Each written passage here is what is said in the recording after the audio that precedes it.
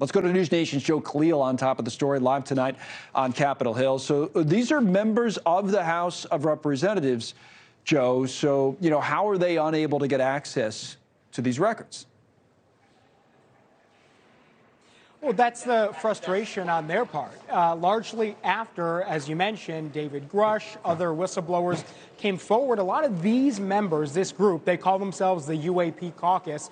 They say they've been pushing for months to get access to UAP records, UAP files. They say that they're aware of about 144 sightings in areas that are mostly around military bases, our nuclear facilities, and they want more answers and more clarity from the government as to what it is that's flying around out there.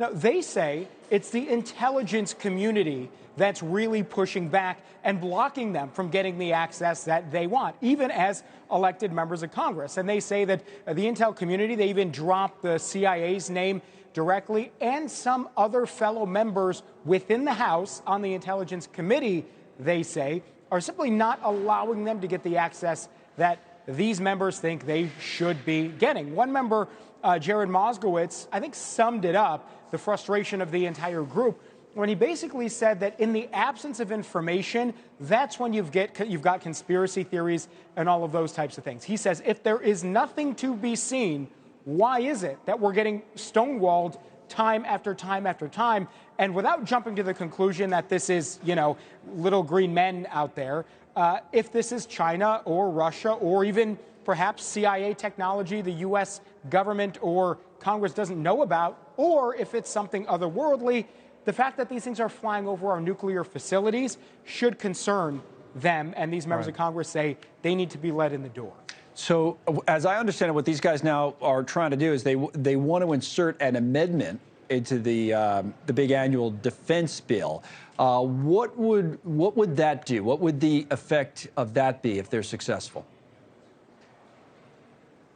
Yeah, so there's a House version of this and there's a Senate version of this. The Senate version is 64 pages, I believe. The House version is about a page and a half.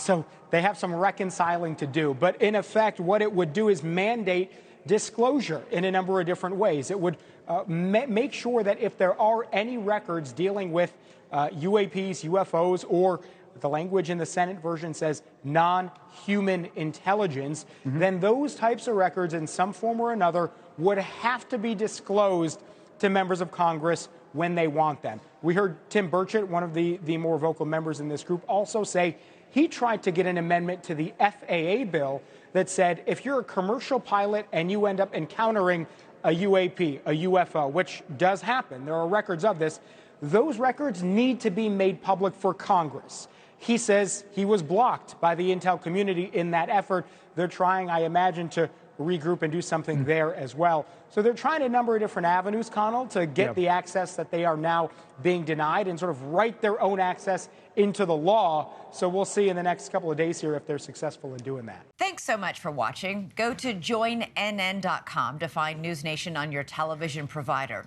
And don't forget to click the red subscribe button below to get more of NewsNation's fact-driven, unbiased coverage.